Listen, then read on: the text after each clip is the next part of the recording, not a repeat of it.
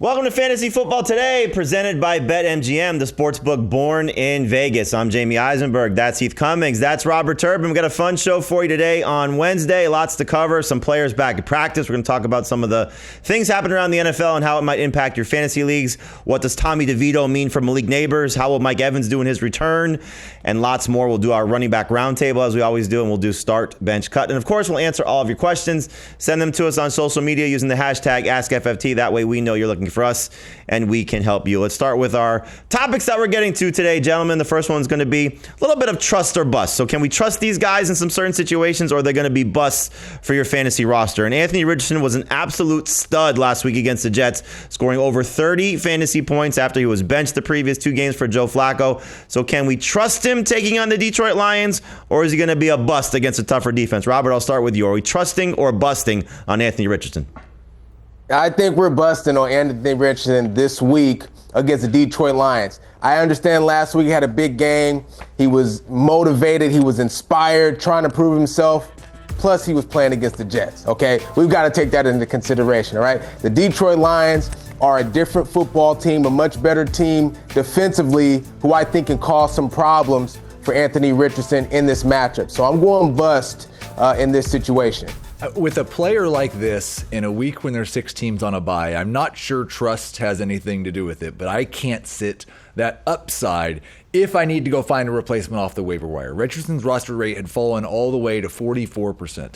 That a guy that has scored 29 or more fantasy points in a third of his career NFL games, at least the complete games, should not be available on the waiver wire. If you're missing Joe Burrow, if you're missing Josh Allen, you didn't have a backup quarterback and Richardson's available, he's definitely the guy to go get. I'm not starting him for most of the guys that I've been starting that are playing this week. All right, I would actually take Drake May over Anthony Richardson this week just based on matchup. We've seen more quarterbacks have success against the Dolphins than we have against the Lions, number 4 and fewest fantasy points allowed to the position.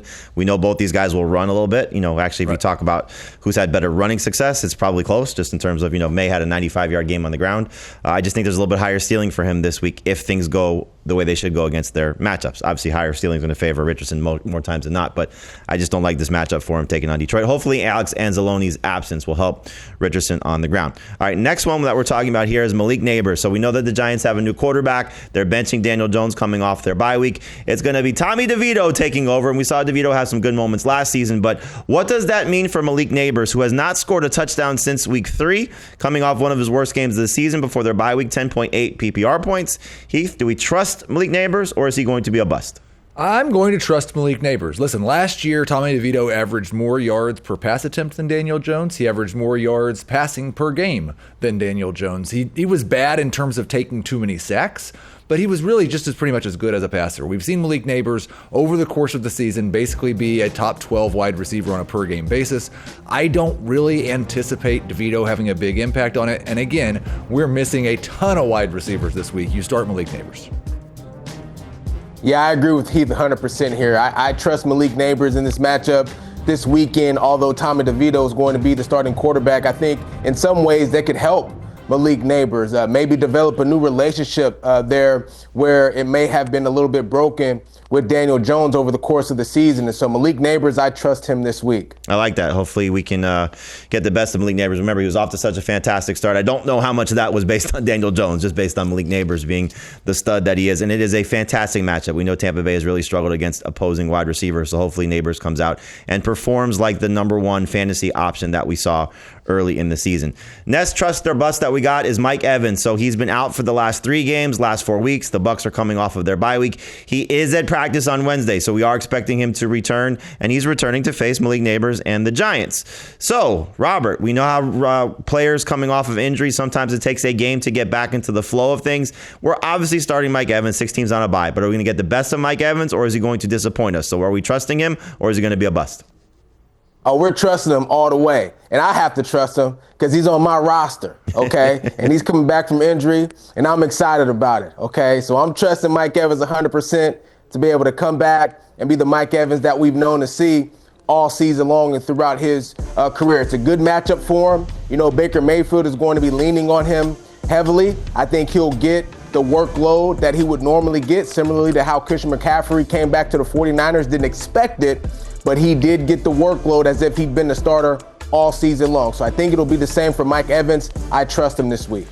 We have seen some truly epic performances from Mike Evans in the closing stages of NFL seasons over the past few years, trying to get to that 1,000-yard mark. That's a great point. 95 yards per game he needs to average over the rest of this season to get to 1,000 yards. I think he does it, and I think he starts this week. Oh, he may get 150 against the Giants just based on how. If they can block the Giants front, the secondary is definitely beatable. So this could be the start of that great finish for Mike Evans.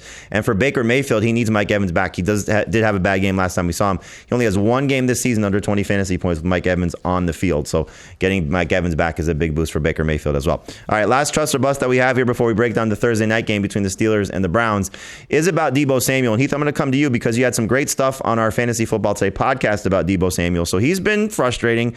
We see a lot of fantasy managers panicking. Last week was supposed to be great for him because no George Kittle taking on a Seattle defense that he typically beats up, and he got 6.1 PPR points. He's not separating. He's not getting the numbers that we like to see from a target perspective, and Juwan Jennings seems like he's passing him as the number one receiver there for the San Francisco 49ers. So are we trusting Deebo Samuel against the Packers, or is he a bust? I'm viewing Deebo Samuel the same way I viewed him the last 5 years. If he's healthy, I'm playing Deebo Samuel. We've had plenty of these stretches from Samuel, from Kittle, from Brandon Ayuk, where they kind of disappear for a few games, and two other guys are the better guys in the pass offense.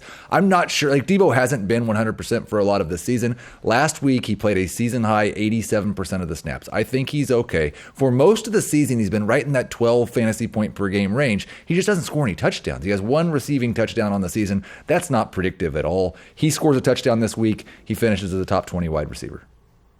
Yeah, I trust Deebo Samuel. I agree with Heath. If he's healthy, you got to play Deebo. I mean, he's one play away from breaking a big one and taking it to the house. He still has that big playability. I know he's been struggling in the passing game as far as getting separation and things of that nature against man-to-man coverage. But at the end of the day, Deebo is still a playmaker. And with all the bye weeks and things of that nature going on this week, Deebo's a viable pick to have in your lineup this week. I don't think, you see our colleague Dave Ritter here has him outside the top 24. I don't think many people are going to sit him. Right. Certainly not in 3 receiver leagues. You're not sitting Deebo Samuel. But he does need to step up and perform, and hopefully this is one of those games. Maybe we get a shootout between the Packers and the 49ers like we used to see back in the day. Would be fun to see Deebo Samuel looking like Deebo Samuel once again. All right, we got a game Thursday night. We got the Steelers taking on the Browns. Steelers headed to the playoffs. Browns headed to the draft. Don't worry about next year. But they are going to be competitive in this AFC North showdown. So let's talk about the Steelers, and we'll start with the passing game because last week was disappointing. We thought Russell Wilson would come out and have success against the Ravens like most quarterbacks did. He unfortunately did not find the end zone. It was a lot of field goals for Chris Boswell. George Pickens still had a good game. Mike Williams went from the big catch 2 games ago against the Commanders to not having a reception in this matchup against the Baltimore Ravens. But we saw a offensive, fireworks, against this Browns defense from the Saints. So what are we going to get from the Steelers passing game? Heath, I'll start with you. I'm a little bit worried about Russell Wilson. Now, George Pickens has moved into that territory where we just don't even talk about him anymore. He's a top 12 wide receiver every week. You start George Pickens. The problem with Wilson is that since he took over at quarterback, the run rate has actually gone up. And I think if they're playing from ahead, if Cleveland has a hard time scoring points against them, Arthur Smith may just call a 60% run rate in this game. Wilson may throw 25 passes, and he's going to have to get that second touchdown to be a good start. I'd prefer to sit Russell Wilson. I'm definitely starting George Pickens. Robert, same with you? I don't know if Russell Wilson, if I would sit him, I think he's still getting better and getting used to this offense and getting used to the guys around him. George Pickens is a for sure starter. Heath, I tried to get him in a trade from you. You just wouldn't let him go. You wouldn't let him go for anything, okay? You wouldn't let him go for anything. Okay? So I don't have him, all right? But he's still a viable starter for all fantasy managers who do have him. I can see your concern with Russell, all right? But give the Ravens credit. They were able to move the ball, just not getting to the end zone. I think that changes rest of season for Russell Wilson. More consistency. I think you'll see that. Robert, give me your take on the backfield there for the Steelers because Najee Harris has been fantastic and actually did well catching the ball against Baltimore. Jalen Warren playing through the back injury last week also did a good job catching passes out of the backfield. This Browns run defense is not going to stop, I think, what the Pittsburgh Steelers throw at them. How much do you like Najee, and would you consider playing Jalen Warren if you need a running back this week? I love Najee Harris. I think he's RB2 to a flex for any fantasy manager who has him on their roster. Jalen Warren, I'm a little bit concerned about. It feels like his usage rate has gone down a little bit this season, and I know that he's dealt with some injuries. But on the other hand, Najee Harris has gotten a lot better. He's a better back this year.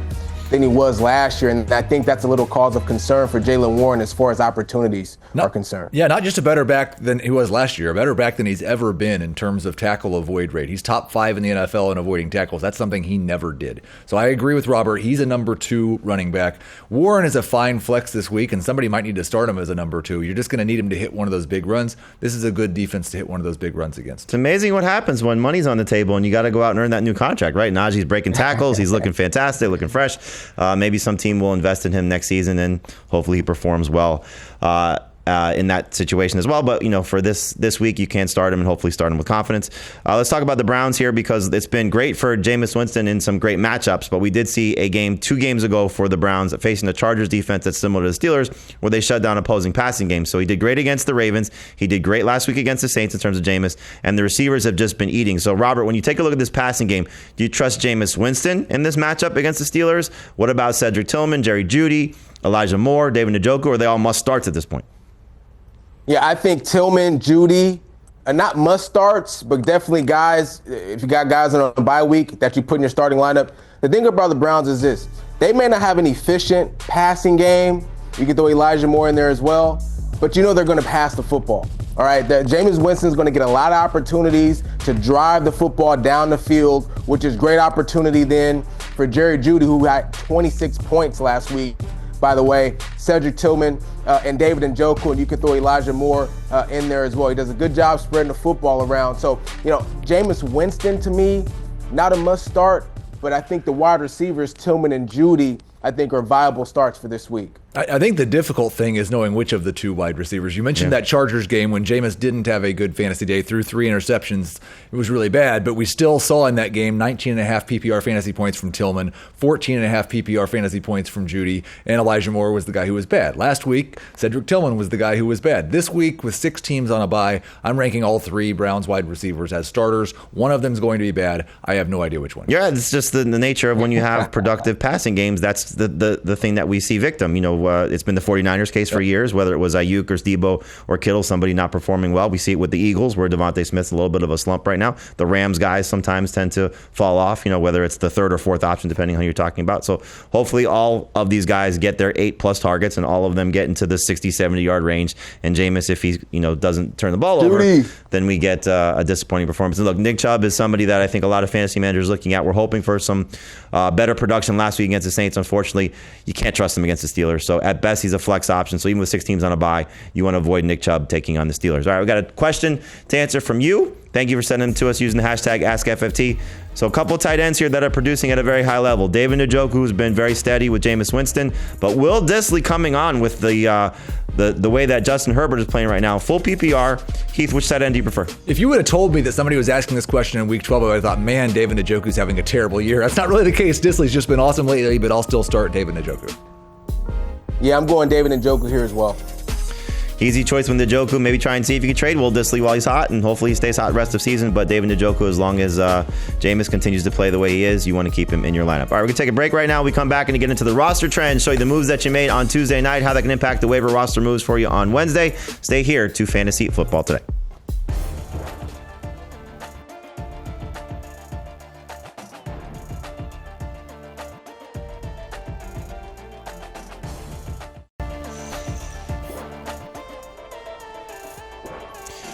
Welcome back to Fantasy Football Today, presented by BetMGM. I'm Jamie, that's Heath, that's Robert. We're taking a look at the roster trends of the moves that you made on CBSSports.com leagues on Tuesday night. We're going to show you the most added, most dropped, and most traded players. Remember, trade deadline is coming up in a lot of leagues, so we may not be talking trades much longer. But if you have the opportunity to make some trades, check out Dave Richards' trade chart on CBSSports.com and send us your trades on any social media using the hashtag AskFFT. Let's show you the most added players from the moves made on Tuesday night. We're going to show some defenses and some kickers. And remember, it's 6 teams on a bye. So lots of moving parts here with the players that you could be picking up. So here's the list of the most added players. So you got the Buccaneers DST, great ad taking on the Giants. You got the Commanders DST in a great matchup taking on the Dolphins. And some tight ends along with Anthony Richardson, Amir Abdullah. We'll talk about that in a minute. But the tight ends really, I think, are a fascinating additions here, Heath, because you got Jonnu Smith coming off a 6-catch, 100-yard, 2-touchdown game. Will Dissly's been hot lately, coming off a huge game against the Bengals last week. Which of the two tight ends do you prefer going into week number 12 as the Dolphins take on the Patriots and the Chargers take on the Ravens? So I do prefer Jonnu Smith, and it's not just because he had a 6-catch, 100-yard performance. He had 31 targets in his last 5 games before that, averaging 6 targets per game. He's really kind of taken Jalen Waddle's role as the number 2 pass catcher. At least he and Devon Achane have done that.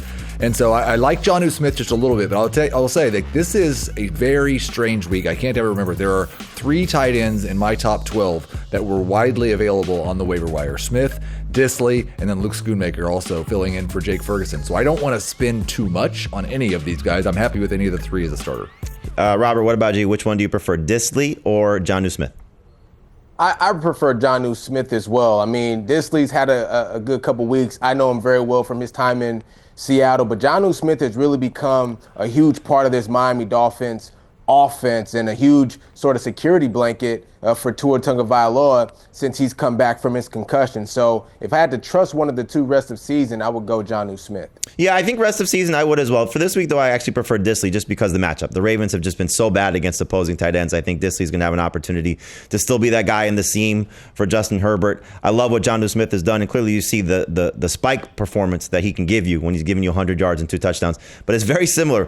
Jonnu Smith, last 4 games, 7.5 PPR points per game at minimum. 4 of his last 5, 7.5 PPR points per game.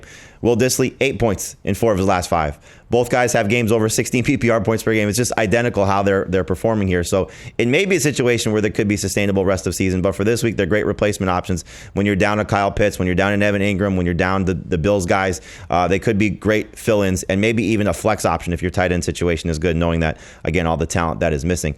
Robert, when you look at the Raiders situation, we don't know the health of Zamir White or Alexander Mattison.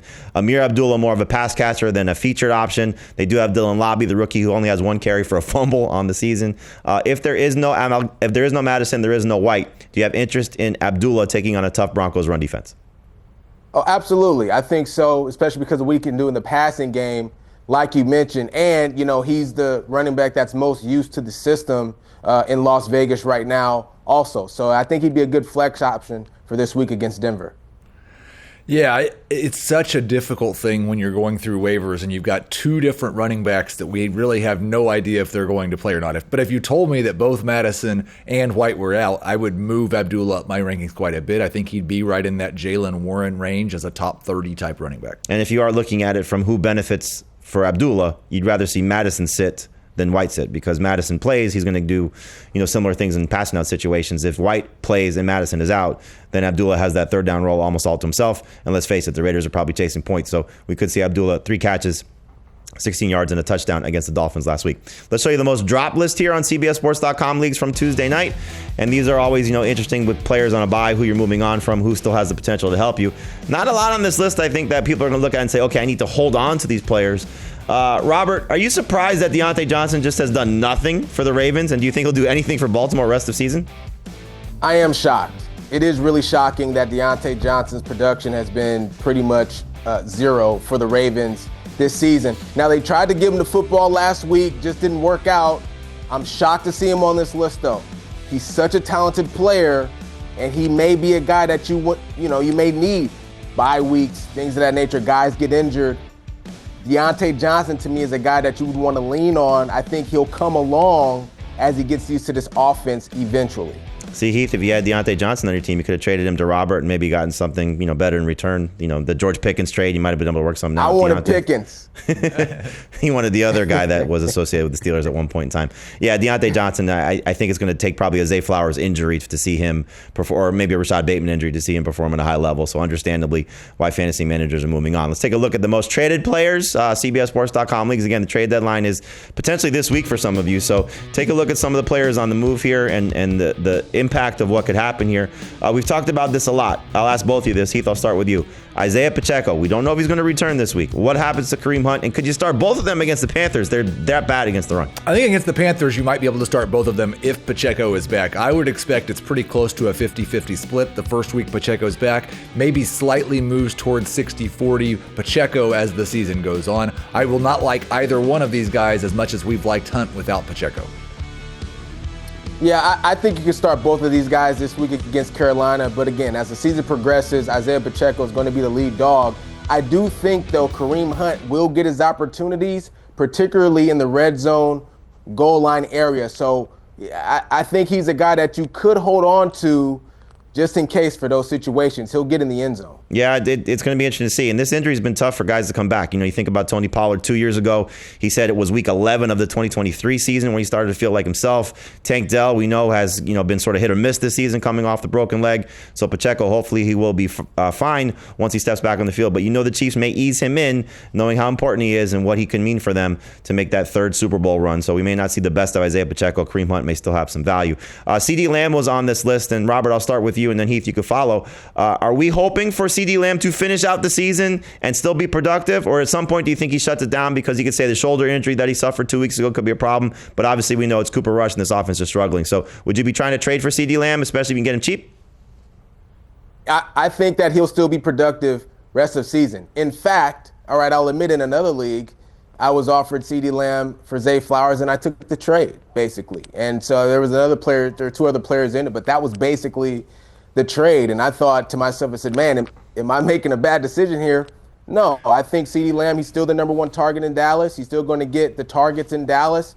And if healthy, he'll still produce at a high level, in my opinion. 100%. He was 16 fantasy points per game back in 2022 with Cooper Rush. He would have been 15 fantasy points if it wasn't for the sun in his eye in their first game together. He had 18 fantasy points last week. This is a number one top 12 wide receiver rest of season. Yeah, you just got to hope that he stays on the field. Again, they're struggling right now. Does he want to go through this? He looks so frustrated on the sideline on almost every play, whether it's at himself not making a play to help his team, but mostly I'm sure Cooper Rush.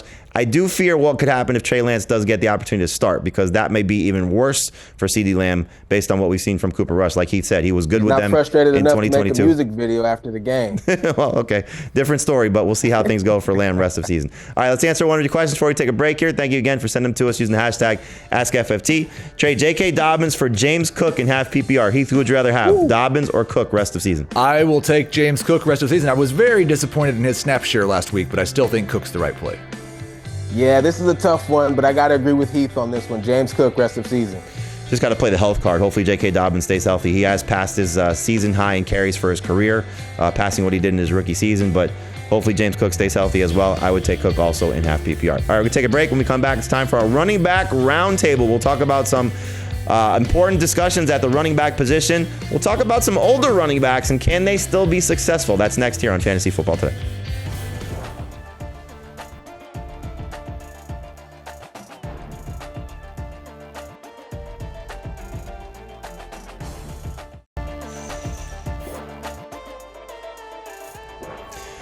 Welcome back to Fantasy Football Today, presented by BetMGM. I'm Jamie, that's Heath, that's Robert, and Robert is a former NFL running back, so who better to lean on with our running back roundtable than the man himself. So we're going to go over some topics around the league with some running back situations, and we're starting with the older running backs. I'm an ageist. I don't like older running backs. When they hit age 27, I tend to avoid them, but here we go. The top four running backs in PPR points per game this season. Joe Mixon, he's 28. Saquon Barkley, he's 27. Derrick Henry, how old is he? Well, he's 30. He's number 3. And Alvin Kamara, 29 years old, at number 4. All averaging over 20 PPR points per game. I'm sorry to the older running backs. You guys have been absolute studs. And let's throw James Conner in there having a good season. For the most part, Aaron Jones having a good season. The older running backs have delivered, and I am wrong. Except I drafted a few of these guys, so I'm happy. But, Robert, when you look at this list, what has changed for these guys? Is it just, we're moving the goalposts a little bit as obviously technology and sports medicine, all these things get better. They're able to produce at a little bit longer age. Or is this just a fluky situation for 1 year that these guys are still able to sustain this level of production? How do you view these four guys moving forward? Well, first of all, it's definitely not a fluky situation. All right, these guys put in the work in the offseason, prepared themselves, okay? Now, I'll give a little bit to the sports medicine and things of that nature, the technology that's advanced now that are helping guys be able to sustain, i.e. LeBron James, okay, long careers professionally. I'll pat myself on the back because every running back on that list, aside from Joe Mixon, I told you guys, was going to have a good year this year. Here's the thing that's sort of evolving. The new school football is becoming the old school football, and I don't mean it just because we're talking about veteran running backs. What I mean is, teams are actually sort of veering away from the 1-2 punch combo running backs and leaning more towards the bell cow guy, having that number one back. And so we're seeing more teams have backfields that are sharing the load less. We thought Blake Corum was going to share the load with Kyren Williams. That hasn't happened. We thought Zach Charbonnet was going to share the backfield with Kenneth Walker III. That hasn't happened. Teams are, and those are just a couple of examples, teams are leaning towards that number one guy, and I think that's why you're seeing so much production. Yeah, I whiffed on, especially the guys that changed teams. I was okay with Kamara, but I whiffed on a lot of these guys this year. And I just wonder, the two guys who lead the NFL in rush attempts, Henry and Barkley, were on that list.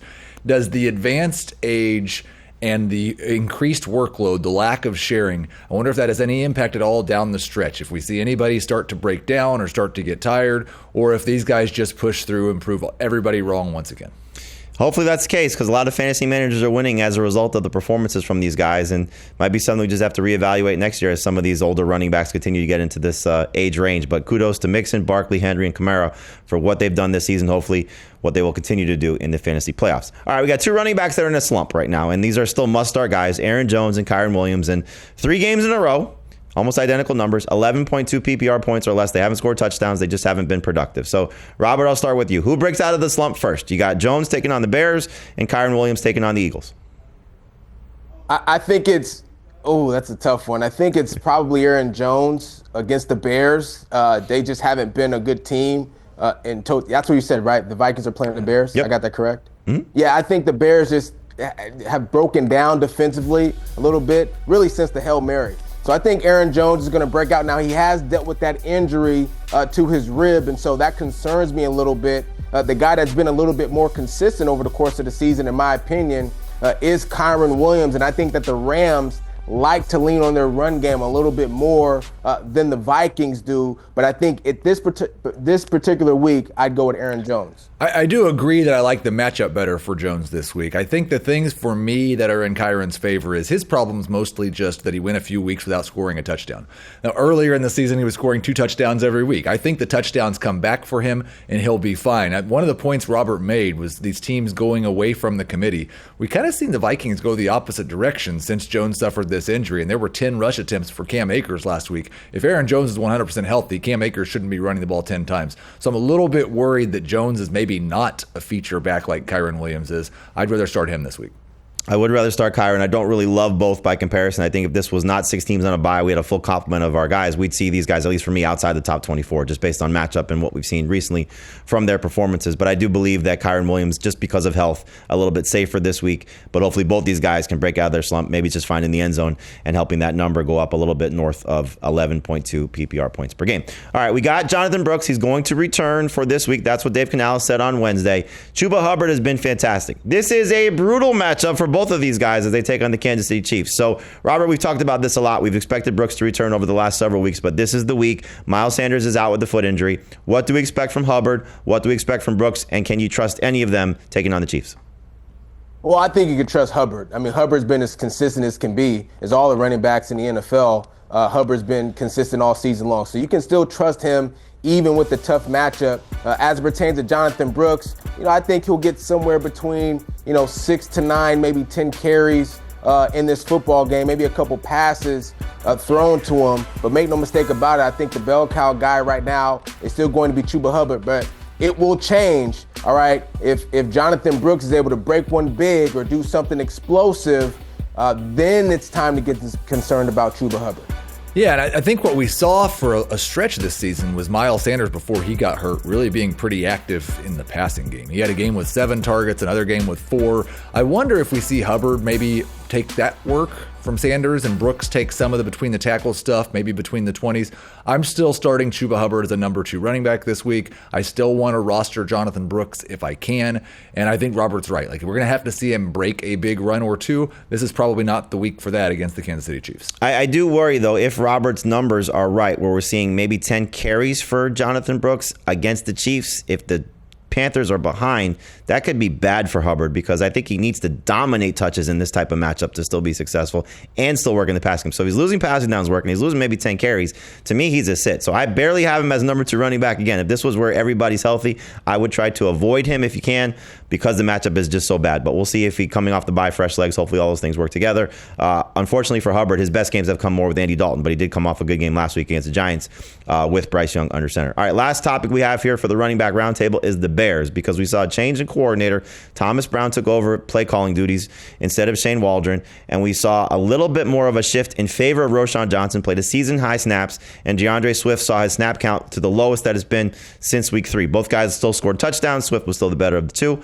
But Robert, when you look at this backfield now with a change in play caller, do we have a DeAndre Swift problem? And can we trust Roschon Johnson a little bit more? I think we do have a DeAndre Swift problem, but I don't think it means we can trust Roschon Johnson more. I think, when he mentioned it, maybe this is a team that's leaning more towards the committee outlook as far as their backfield is concerned. And I think from that standpoint, both of these guys maybe become more flex options, whereas before, DeAndre Swift was kind of hovering around that RB2 sort of spot. Not the case anymore with these guys seemingly getting ready to split carries. My goodness, you want to talk about a DeAndre Swift problem. First off, he didn't practice. Apparently, he has a groin injury, so maybe that's the reason that Roschon Johnson touched the ball a little bit more. But maybe more importantly, Minnesota, Detroit, San Francisco, Minnesota, Detroit. That is an absolutely dreadful stretch of matchups coming up for the Bears. When we don't have 6 teams on a bye, I'm probably going to want to sit DeAndre Swift. All right, so we'll see what happens with Swift's health. Hopefully he is okay because he's been a very safe number 2 running back. But go pick up Roschon Johnson. We said it in the waiver wire column on Tuesday. He was the number 1 running back to add, mostly because of his increased workload, but also with the chance of if something happens to Swift, we could be looking at a lottery ticket type of guy. Even in those tough matchups, you'll still want to use him as a flex option. So make sure Roschon Johnson is not sitting on your waiver wire as of Wednesday night. All right, he'll answer another question right now. Thank you again for sending us your questions using the hashtag AskFFT. How will the switch to Tommy DeVito affect Tyrone Tracy? So, Robert, we talked about the impact on Malik Nabers. What about Tracy? Is DeVito going to ruin him or help him? Help him. I think it helps him. They're going to lean on Tyrone Tracy probably even more. All right, he's a guy that's been a breakout this season. Let him break out some more, handling the football. Yeah, I wonder if it's a bit of both. I think it does definitely help him in the fact that DeVito is probably more likely to dump the ball off to a running back. He had a very low intended air yards per pass attempt last year. We saw Saquon Barkley had a lot of targets in the games that he played with DeVito. It might hurt the rushing efficiency of Tyrone Tracy just because Daniel Jones as a rusher, more of a threat, somebody defenses have to account for. So maybe Tracy isn't quite as good as a rusher, but sees more targets, hopefully. Good matchup against Tampa Bay, so you're starting him in week number 12, and we'll see what happens moving forward. But like you said, Heath, I hope it's still going to be very good for Tyrone Tracy. Robert as well, saying the same thing. So, all right, we're going to take a break right now. We come back. It's everybody's favorite game, start, bench, cut. That's next here on FFT. Yeah.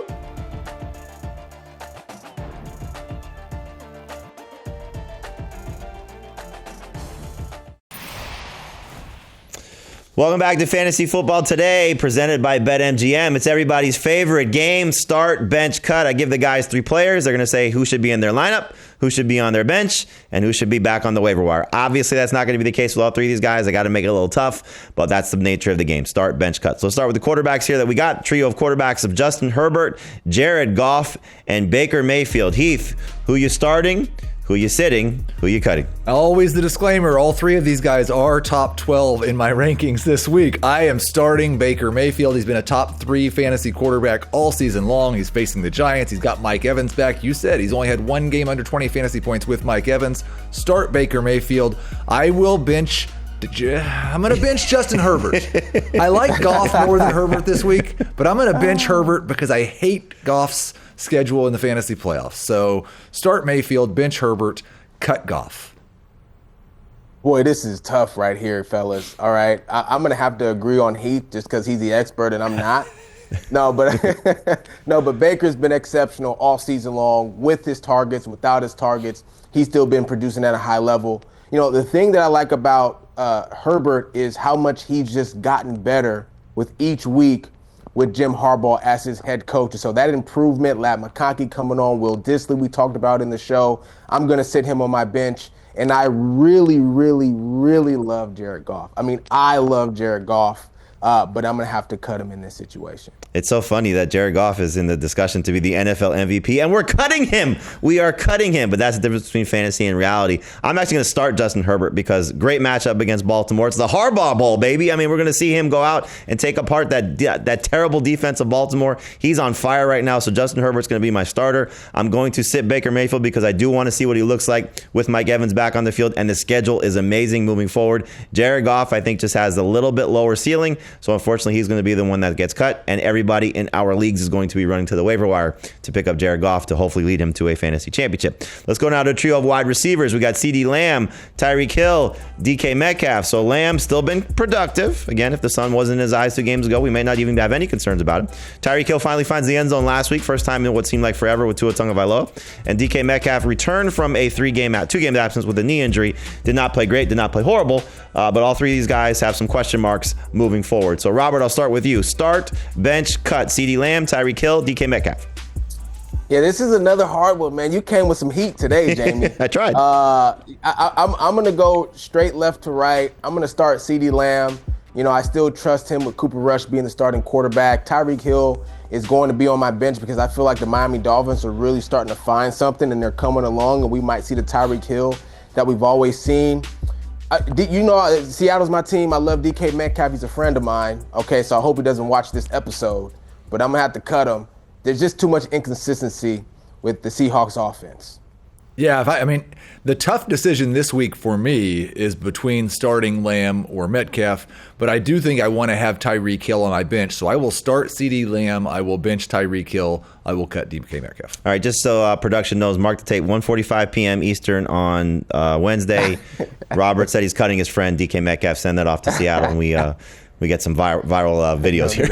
I'm going to start Tyreek Hill this week. I think what we saw last week is a sign of things to come, hopefully for a short stretch. I don't buy this Patriots defense. I think that the Dolphins can do whatever they want. You saw the Rams, for example, do whatever they want last week. So I like Tyreek Hill this week the most. I'm going to sit DK Metcalf, and I'm going to cut CeeDee Lamb simply because I'm worried about Trey Lance maybe starting. I'm worried about maybe him shutting it down. So if you tell me CeeDee Lamb's playing the rest of the season, no issues, no Trey Lance, I'll stick with him even with Cooper Rush. But that concerns me a lot about what's going to happen with the Cowboys. They may fire their head coach also with Mike McCarthy, just how things are going there. So DK Metcalf will be on the bench. Unfortunately, CeeDee Lamb will be the one I send to the waiver wire. All right, next trio that we're looking at here, we got Marvin Harrison Jr., Ladd McConkey, and Josh Downs. Harrison coming off of his bye, taking on the Seahawks. Ladd McConkey in that potential shootout between the Ravens and the Chargers. And Josh Downs continuing to produce with Anthony Richardson. So Heath, who you starting? Who you sitting? Who you cutting? This week against Baltimore, I will start Ladd McConkey. I love the potential upside for Marvin Harrison. I hope coming off the bye, maybe they have him run a few more routes crossing the field, not just going up and down the sidelines. I'm going to bench Marvin Harrison. I will cut Josh Downs. I really like Marvin Harrison against the Seahawks secondary this week, so I'm going to start him. Ladd McConkey is a guy that's been coming on, and obviously the Ravens' pass defense hasn't been great, so I have him on the bench, and I'm cutting Josh Downs against Detroit. It's funny because Downs, we said, okay, maybe Anthony Richardson is going to be bad. 2 games so far that we've seen from him. Week 8 against Houston, last week against the Jets. He's still been very productive. I think he's still going to be good.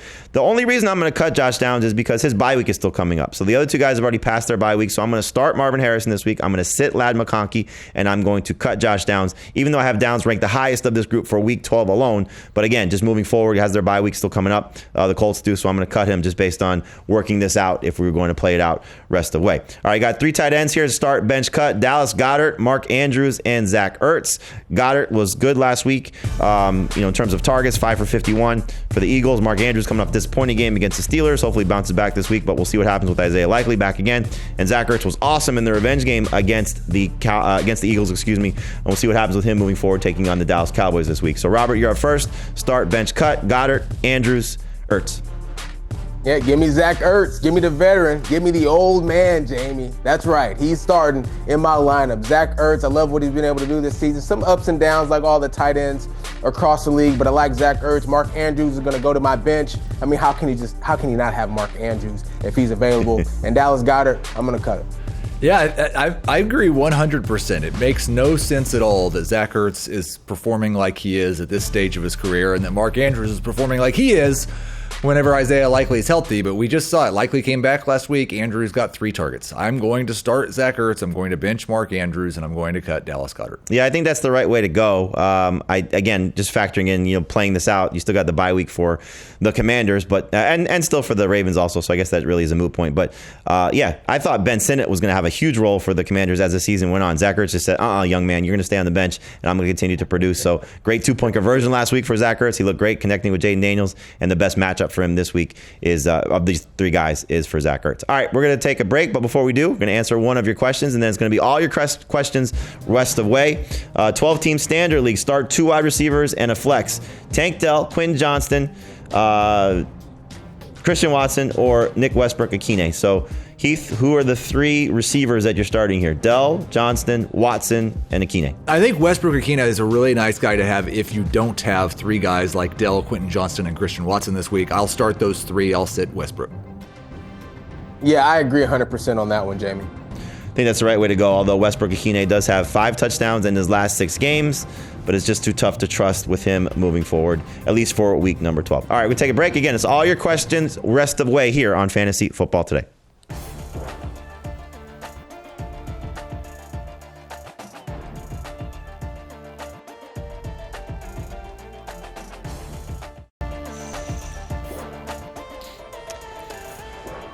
Welcome back to Fantasy Football Today, presented by BetMGM. It's all your questions right now. Thank you for sending them to us using the hashtag AskFFT. Josh Allen on a bye. You got Russell Wilson or Anthony Richardson.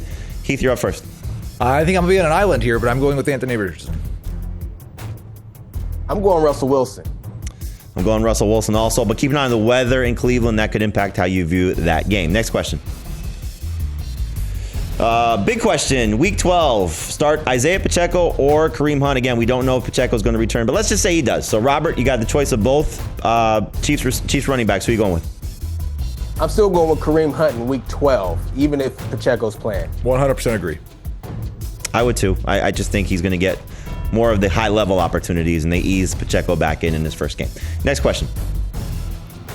2 flex options. Jordan Addison, Tyrone Tracy, Cedric Tillman, Jalen Warren, or Jerry Jeudy. Who are the 2 flex options you're using? Let's assume it's PPR, Heath. I will go with Tracy and Jeudy. Exactly the same, yes. All right, so Judy's past Cedric Tillman for you guys. Okay, I still would go Tillman over Jeudy, but Tyrone Tracy would be the guy. And again, just keep an eye on the weather there, and Cleveland could be bad. Next question. Is it safe to start Jawan Jennings over Deebo Samuel rest of season? So, Robert, I think Heath is going to say Deebo. Who would you take, Jennings or Deebo? I'm going with Jennings. I'm going rest of season, Jawan Jennings. I've got Jennings 1 spot higher than Deebo this week. I think it's basically a coin flip. I think I'm not making that decision rest of season this week. This week, I'll start Jennings. All right, Jennings as well. All right, next question. All right, got Jane Daniels on a bye in week 14. Do you like Derek Carr, Jameis Winston, or Tommy DeVito? Well, Derek Carr's also on a bye, and I'm not starting. Carr's on a bye this week. Week 14. Yes. Week 14, not this week. Yeah. Derek Carr's schedule is really good. I'd go Derek Carr. I'll make it easy for you guys. Just go Derek Carr, Jameis Winston. I would go get Derek Carr too. That's what I was thinking. And DeVito just can't go that route. All right, one more question. Whoa! DK Metcalf has already responded. Hey, don't scare me like that. All right. That had me spooked for a second. Don't do that. Just had a little fun with you there, Robert. But who knows? He may hear you and find out that you weren't exactly fond of him rest of season and you're cutting him. All right, great show. Thank you guys for watching. Good job, Robert Turbin. Good job, Heath Cummings. Make sure you check out our Fantasy Football Tape podcast, wherever podcasts are found. Scan the QR code as well. We are helping you dominate your fantasy leagues. The Fantasy Football Today podcast. Check us out Friday right here on CBS Sports Network as well at 1 p.m. Eastern.